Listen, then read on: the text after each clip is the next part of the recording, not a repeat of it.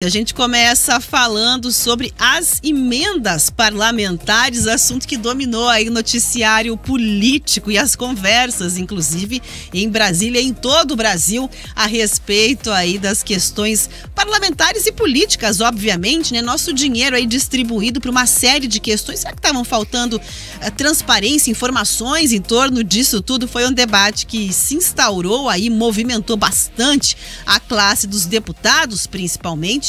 E custa, obviamente, não custa a gente lembrar que esclarecer para você as questões e os desdobramentos em torno disso, né? As emendas parlamentares, para a gente tratar aqui em miúdos, são verbas previstas no orçamento, é dinheiro nosso que vai dos nossos impostos lá para Brasília e que tem, obviamente, a previsão de serem pagas pelo governo federal aos políticos, repassadas lá para deputados, para senadores, para que eles repassem, então, as suas bases, né? Aquela prefeitura que pediu uma obra, aquele deputado foi eleito num estado, tem lá aquela representação, entende exatamente os anseios daquela localidade, então vai lá e faz aquele repasse. Mas foi dito que existia uma falta de transparência no entendimento do ministro do Supremo Tribunal Federal, Flávio Dino, e a partir disso se instaurou lá, né, uma certa grita, né, uma certa em relação a tudo isso. A paz, no entanto, foi selada a partir aí de um acordo entre os poderes da República em Brasília. Esse desgaste, ele teve principalmente ali um atrito entre o Legislativo e o Judiciário a partir da suspensão da execução de emendas impositivas. As emendas impositivas, elas são aquelas que o governo federal, ele é obrigado a pagar. Se dizia muitas vezes que um governo que estava, de repente, na mão de um determinado grupo político, não pagava as emendas para os deputados que não eram amigos da oposição. Então foi criada lá a emenda impositiva. É a obrigação do governo repassar o dinheiro para aquele grupo de políticos, seja da base, não seja. E aí veio a decisão em torno disso. Agora, houve uma reunião, contou lá com o ministro do governo Lula, né? Os 11 ministros do Supremo, procurador-geral da União, presidentes da Câmara dos Deputados e do Senado, e a partir disso ficou definido por um consenso, então, uma nova modelagem para as chamadas emendas. Quem vai explicar para a gente, inclusive, esse passo a passo é o advogado especialista em Direito Administrativo e em Direito Constitucional, Conrado Gama Monteiro.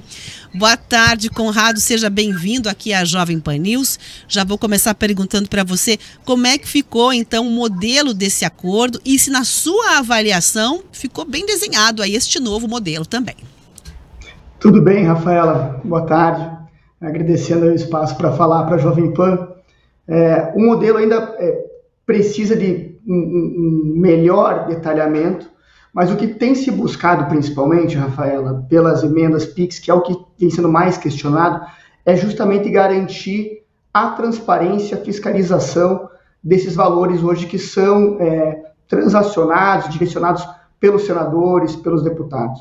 Você disse muito bem, Rafaela, essa questão da emenda impositiva é um instrumento muito importante para todos os parlamentares, senador, deputado, para trazer e promover, por meio de valores da União Federal, obras, projetos específicos nas bases eleitorais, né, municípios, estados. E, geralmente, essas emendas elas têm duas possibilidades de serem adotadas, as individuais, que uma com uma finalidade específica, onde o deputado lhe diz para qual projeto vai, isso tem um trâmite um pouquinho maior ali dentro da Câmara, até para avaliar a pertinência técnica, e a grande e questionada emenda PIX, que não tem nenhum vínculo ou finalidade específica. Esse dinheiro sai do orçamento, do caixa da União Federal e entra no município, no estado, sem qualquer destinação específica. E aqui que vem o grande questionamento, que isso já foi suscitado algumas vezes, já foi questionado até na época do orçamento secreto, que falava que quando esse dinheiro sai do caixa e entra no município ou no estado, se ela não tem uma finalidade específica, a União deixa de ter formas de controle e compreender se justamente esse valor que está sendo aportado pela União está indo para alguma meta, algum projeto prioritário que foi definido no orçamento da União. Então isso acaba entrando no caixa do Estado, do município, e acaba sendo controlado diretamente pelo Tribunal de Contas Estadual, com uma maior dificuldade de aferição ali na prática do destino dessas verbas. Eu vejo que a forma como foi estruturada e acordada hoje ainda precisa de uma formalização, de manter essas emendas PIX, como são chamadas, para obras inacabadas acaba permitindo uma melhor transparência, mas mesmo assim eu vejo que não ter uma transparência clara ainda vai ser objeto de bastante questionamento. Claro que a gente vai aguardar como isso vai ser efetivamente formalizado, mas o principal receio trazido pelo STF é justamente essa questão da transparência. Eu como União Federal, como presidente, eu quero saber para onde vai esse meu dinheiro e se ele está sendo aplicado em alguma meta prioritária ou não. E, de fato, os deputados e senadores aumentaram a utilização da emenda PIX justamente porque não precisa informar para o direcionamento que ela vai ter ou a finalidade. A gente, inclusive, ficou com uma dificuldade até dos valores, né? Porque mesmo quando houve essa discussão, até para se apurar quanto é que foi repassado em relação às emendas PIX, existiu ali uma dificuldade. A estimativa bate na casa dos 8,2 bilhões de reais do dinheiro público. Então é muito importante que a gente tenha, de fato, ali transparência em relação a tudo isso. E é muito estranho que a gente tenha a emenda PIX instituída desde 2019, só agora em 2024 é que se instaure uma discussão que venha a trazer ali se é necessário ou não essa transparência, quais são os mecanismos que existem ou que estão faltando para que a gente entenda como é que o dinheiro público está sendo repassado. Bom, Conrado, mas essa não é a única questão que foi tratada dentro desse acordo. A gente tem ainda a questão, por exemplo, de emendas individuais, de bancada, outros mecanismos foram tratados, né? Parece que resolveram ali colocar basicamente um escrutínio em relação a como essas emendas são pagas, como é que o dinheiro é repassado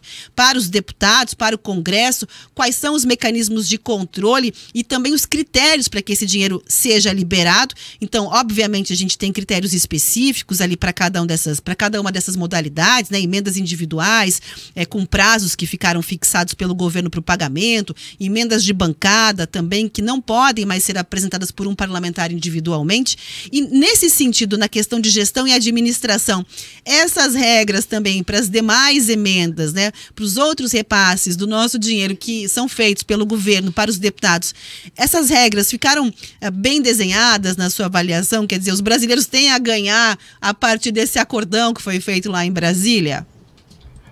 Veja, Rafaela, eu acredito que a decisão, ainda mais feita pelos três poderes para garantir uma maior transparência, ela é ótima, ela é louvável. Foram criados, né, formas de justamente ter essa avaliação, esse direcionamento do que e resguardar o poder executivo mesmo, avaliar algumas emendas individuais acerca da pertinência técnica dentro do orçamento, mas ainda assim há espaço para a discricionariedade do legislativo, do senador e do deputado, porque, ao meu ver, ainda como está costurado, a gente tem um cenário de direcionamento para obras inacabadas que talvez a gente ainda tenha alguns questionamentos, enfrentamentos necessários para saber se são obras que são relevantes, são válidas, questionamentos de superfaturamento envolvendo isso. Então, eu vejo que é louvável, é muito bom que foi feito hoje de costura, precisa de um desenho claro para entender como que isso vai ser formatado, mas ainda temos algumas brechas da discricionariedade do legislativo. Claro, Rafael, você comentou muito bem que a gente tem hoje um sistema que, para evitar os amigos do rei, né, onde parlamentares que não sejam da base do governo possam articular e desenvolver projetos específicos. Mas, é claro, garantindo que isso tenha, de fato, um direcionamento que já possa ser direcionado para a obra e não um simples caixa do município ou do Estado, que o próprio Estado pode utilizar para pagar servidores ou outras contas que não são relacionadas com essa meta federal, eu já vejo que tem um ganho muito grande. O que mais poderia ser feito, né? Eu estou entendendo ali que, apesar desse avanço, que ainda não é um acordo selado, é preciso dizer também ali que foi um acordo anunciado, mas apesar da suspensão, tem aí um prazo, né, de até 10 dias, se eu não me engano, para concluir ainda os detalhes que vão ser fechados a respeito da reunião dessa terça-feira, colocando aí, enfim, na prática, né, as minúcias em torno aí desse acordo. Mas a gente está ouvindo, Conrado, você fala muito sobre essa questão. Que bom que houve esse avanço, mas ainda tem um caminho longo a trilhar e ressalvas. E aí eu queria entender na sua avaliação o que mais poderia ser feito, principalmente em relação a esses pontos de preocupação que ainda aparecem para você. Veja, Rafaela, eu imagino que se pegarmos as emendas individuais, que não são as emendas PIX, elas trabalham com perspectivas de convênio, orçamento, que tem um controle, até uma prestação de contas e quem recebe esses valores para esses fins. Se nós conseguirmos, de fato, trabalhar numa linha de ter esses repasses da emenda PIX para obras inacabadas e conseguir alcançar essa prestação de contas, tanto do porquê a obra está inacabada e qual foi efetivamente o emprego dessa verba na obra, eu acredito que a gente já tem um grande ganho a título de transparência e fiscalização, que, ao meu ver, é o principal ponto que vem sendo cobrado pelo STF. Bom, então a gente vai ter que aguardar para ver, em termos gerais, por exemplo, a avaliação da nossa administração e critérios de transparência quando se fala em poder público. Qual é? O Brasil anda bem? Tem feito mecanismos de melhoria ou ainda aparecemos muito mal aí nesse sentido de ter uma gestão pública transparente e eficiente? Rafael, a gente passou por alguns cenários ali que envolvem tanto as emendas PIX, teve o questionamento do orçamento secreto, que justamente impediam a gente de avaliar a origem, quem foi o deputado que enviou valores para suas bases, como que, no caso da emenda PIX, qual que seria a finalidade empregada. A minha análise, e é uma análise estritamente pessoal, Rafael, eu vejo que a gente está caminhando, né, para aumentar esse tipo de transparência com os deputados, quem está direcionando o valor, o porquê está direcionando o valor, até porque justamente é a forma de controle do eleitor de saber se a pessoa que ele elegeu emprega os recursos de uma forma que ele entende como adequada e uma forma de controle, acima de tudo, democrático. Ok, muito obrigada pela entrevista. A gente conversou aqui com Conrado Gama. Obrigada pela participação, por todas as informações. Advogado especialista em direito administrativo. Muito obrigada mais uma vez. Obrigado, Rafaela. É isso, portanto, a gente vai aguardar esse prazo a partir de agora aí, né, desse grande acordo, depois de dias ali de troca de farpas, ameaças inclusive, né, de restrições e projetos que pudessem mudar ou tratar de um poder em relação ao outro. Agora parece que chegaram ali a um consenso, anunciaram, portanto, aí esses critérios para esses vários tipos de emendas PIX, emendas individuais, as emendas de bancadas e terão ali, portanto, esses 10 dias aí para organizar a casa. Nesse prazo, não custa reforçar que houve, portanto, também a determinação e a decisão de continuar suspensos os pagamentos que estavam sendo autorizados das emendas parlamentares. Mas parece que em Brasília encontraram um caminho ali para organizar a casa em relação a esse tema tão polêmico.